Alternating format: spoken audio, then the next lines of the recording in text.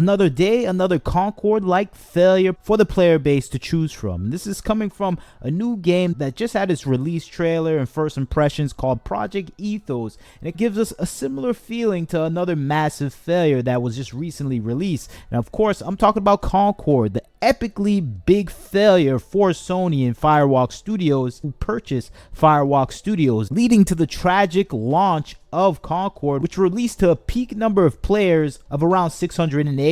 And this led to a massive epic sprawl of content attacking the game for its lack of actual coherent design scheme and actually making characters that players actually want to play as. And I think that was the main failure that we saw in Concorde, and I think that's the main failure that we're seeing here with Project Ethos, where we're just getting that same splatter of diverse characters that don't look attractive, appealing, or even playable for that matter. And I think that is a situation we see developing all throughout the gaming industry. Just look at this new trailer for a game called Directive 8020 that has the same tropes that we've been seeing all over the gaming industry. It seems like wherever you go, there's a black female lead character leading the charge, and I think this is the monotony that we're seeing in the gaming industry that is pretty much annoying the gamer base, where we know what we're gonna get from your game even before it comes out. And I think that's the sad thing, even with this trailer itself, where we're just seeing doubles of the same character that we see everywhere in the gaming industry today. And it's kind of getting annoying for the player base when we're getting the generic black bald lesbian looking character as the lead character in a multitude of games, or just even as an adjacent character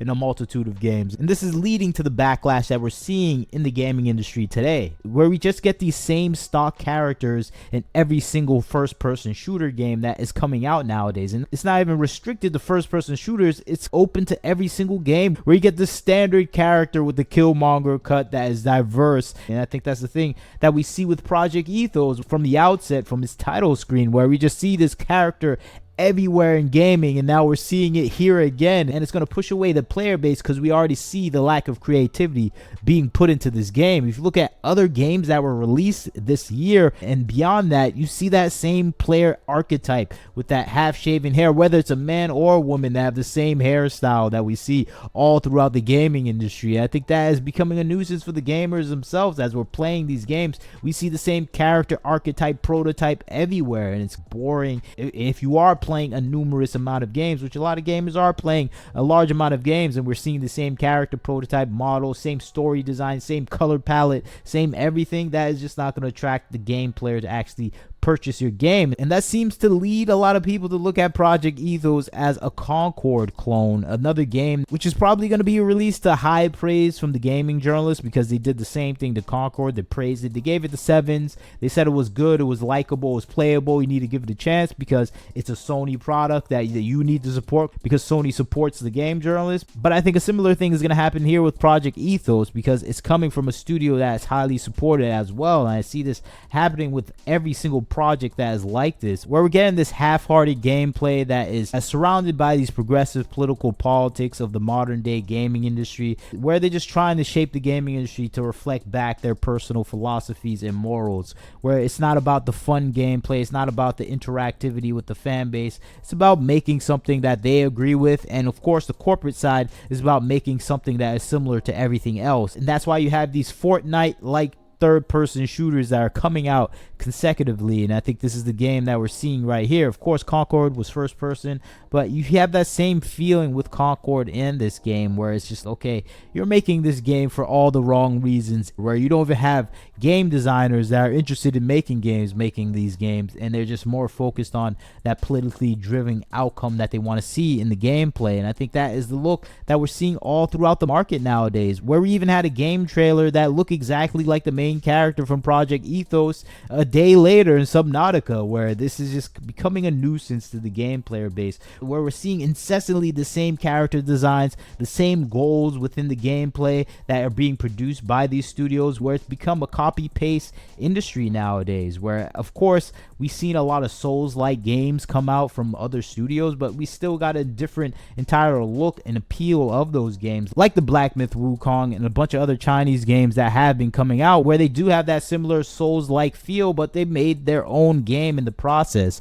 You don't feel that with a lot of these games that are coming out with this prototypical black female character as the lead, where we're just seeing that same look, that same attitude, that same overall Fortnite design, and it's just not appealing to the game player base. And it's funny to see the game devs sticking to their claims, sticking to their guns, where they're not changing anything for anyone. Of course, these game development cycles take a long time to actually complete a game, so it's going to be a hard time to actually change what you're producing, at least. But you would think they recognize the massive failure of Concord and maybe adapted a little bit, but that is not the case. We see a lot of these companies doubling down, and I think that's what we're seeing with Project Ethos, where they're doubling down. They're taking the bait from a lot of these game journalists, saying, oh, it's such a saturated market, you have to be unique, you have to do that to actually attract attention. And I don't think that's the case. They're coming up with poor excuses for Concord to protect their progressive philosophy, which is in Concord. And I think that's what we're seeing with a lot of game journalists, where they're trying to protect their philosophy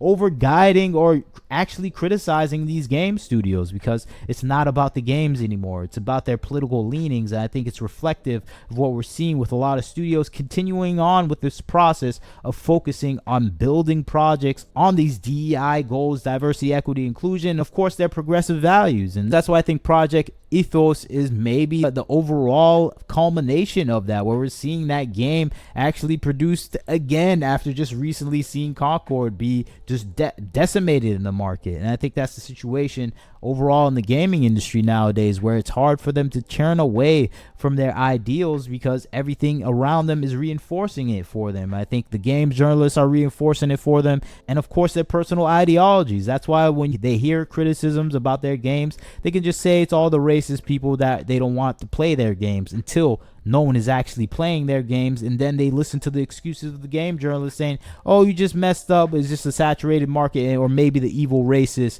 destroyed your game and we have to fight even harder to make an even worse game to fight these racists. And that seems to be the case with games like The Last of Us and a whole host of other games coming out nowadays, where it's being made with the rejection of the fans in mind. And I think that's the case of a lot of the games that are coming out nowadays. Spider-Man 2 as well, where it was made with the rejection of the fan base in mind. Joker 2 as well, where it was made with the rejection of the fan base in mind. And I think that is a key point within the games industry nowadays, where a lot of the games are now being made with the hyper focus of rejecting any of the fans that they don't like to be within their industry. And I think that is a process that we're seeing play out nowadays, where we're still getting games like Project Ethos because they're made with the rejection of the fans in mind. And I think that's the current day product of the gaming industry, where it's about neglecting the fans because the fans are the enemy of the game developers. And I think that's why we're seeing a hyper focus on this type of industry even after Concord failed, because the failure is not enough for them to actually stop what they're doing.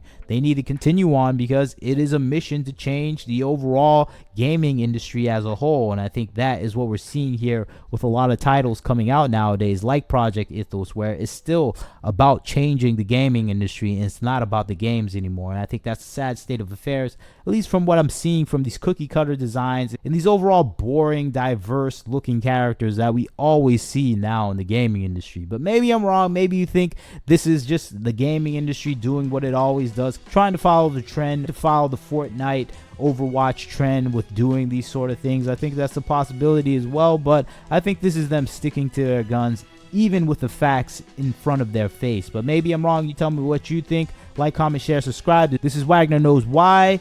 Catch you next time.